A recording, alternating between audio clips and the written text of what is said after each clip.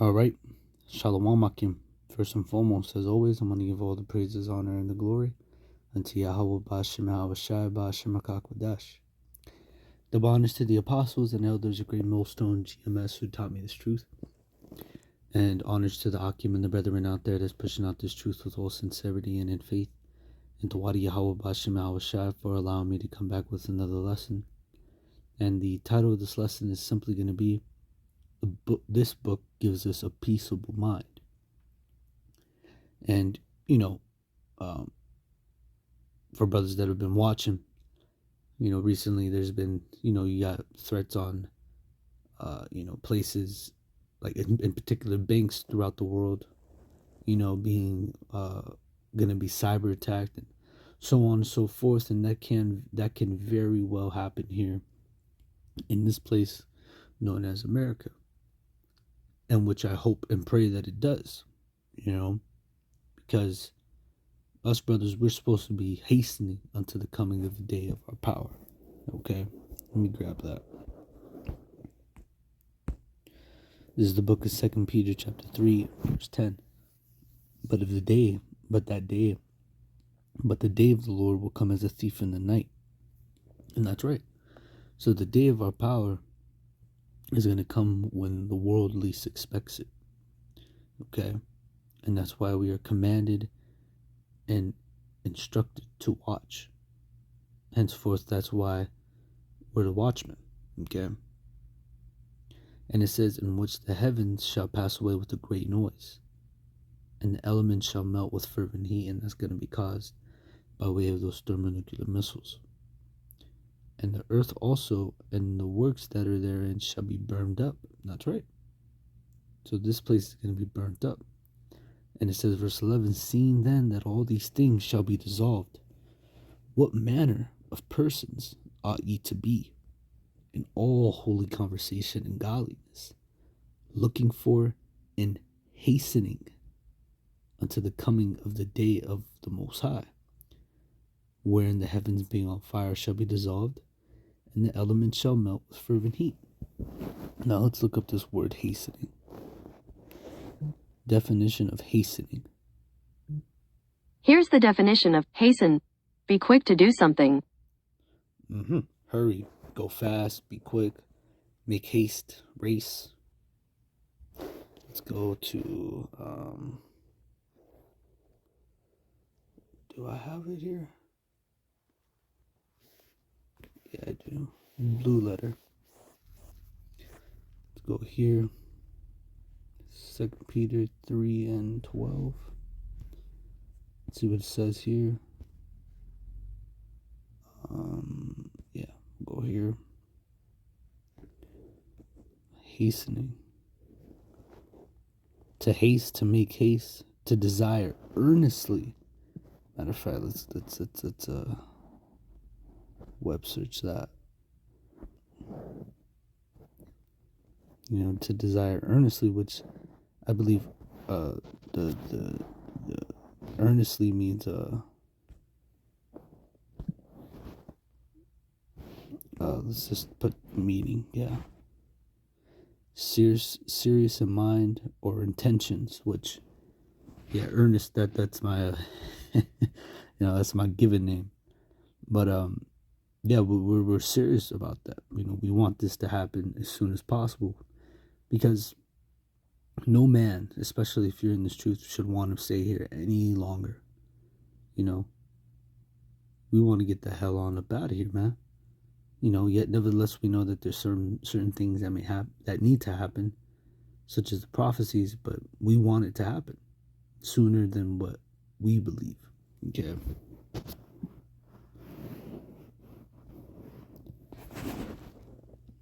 But yeah, looking for and hastening into the coming of the day of the Lord, which we know that what that day is going to be, a very troubling day. Yet nevertheless, we've been given these words to comfort one another with. Be given these verses, these scriptures to read, and when we read them, we read them, we know what the scriptures say. Yet nevertheless, there's always, like, for instance, like when you read Psalms 91, that pretty much goes into the destruction of this place. And it also, not only does it go into the destruction, but it also gives us, what's the word I'm looking for? It puts our mind at ease because it tells us that, we're going to be delivered, we're going to be, saved, and Lord's will we be, Lord's will be found in that number. This is Psalms 91, verse 1. He that dwelleth in the secret place of the Most High shall abide under the shadow of the Almighty. Which, the secret place is this word, knowing this truth, having the wisdom and knowledge of YAHAWASHI. And it says, and I will say of the Lord, He is my refuge and my fortress, my deliverer, or it's like He is my refuge. I will say of the Lord, He is my refuge and my fortress, my power. In Him will I trust. And that's exactly what we're going to do. Surely He shall deliver thee from the snare of the fowler, which the snare of the fowlers he shall eat him, and from the noisome pestilence. He shall cover thee with His feathers, and under His wings shalt thou trust.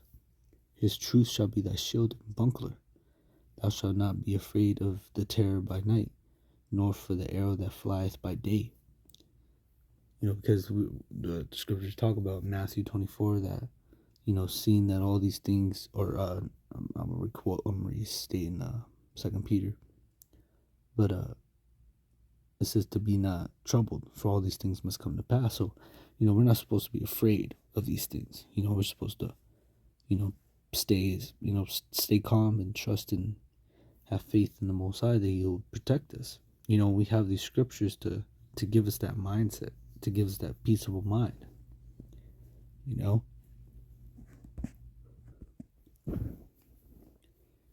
it says here, thou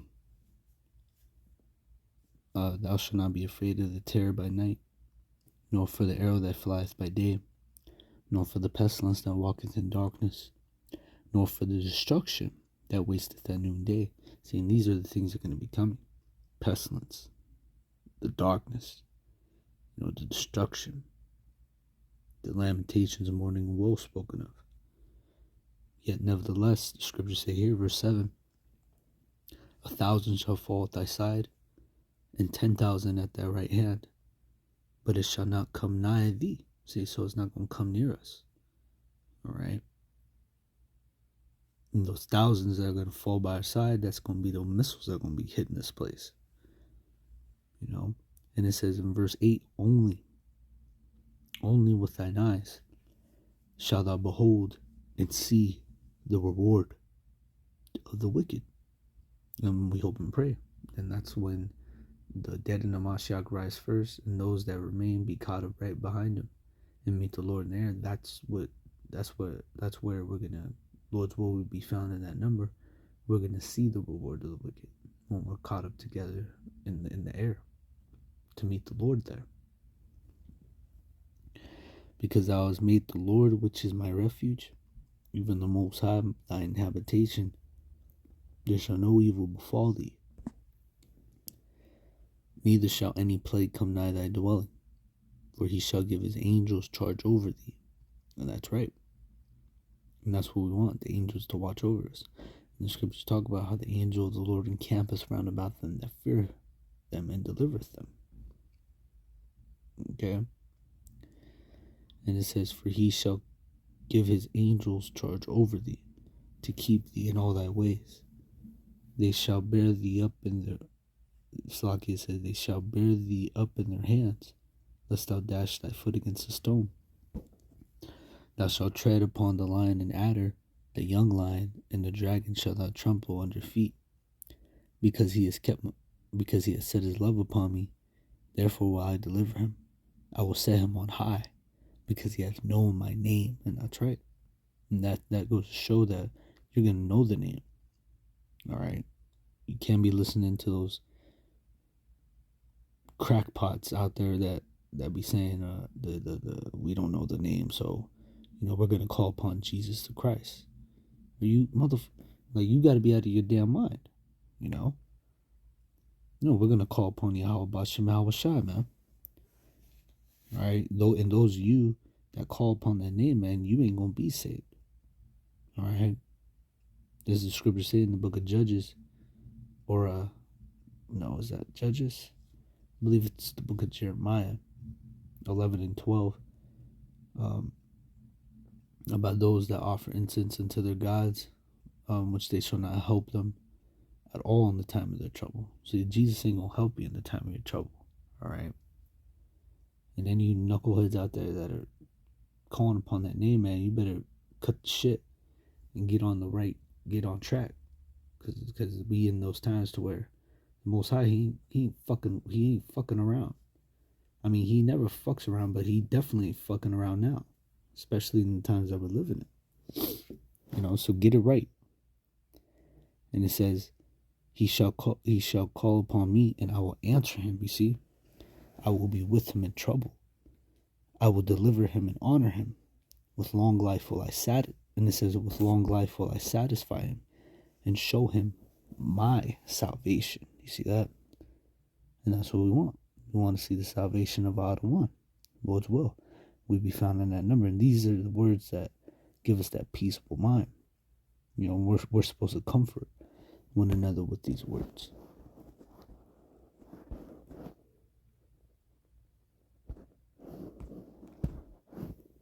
And it says, this is the book of 1 Thessalonians 4 and 18. Wherefore comfort one another with these words. You see? And these are comforting words.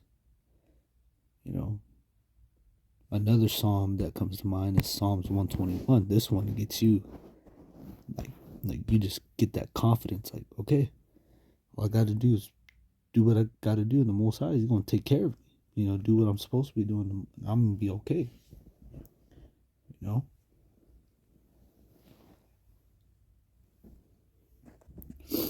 This is Psalms 121 and 1, a song of decrees.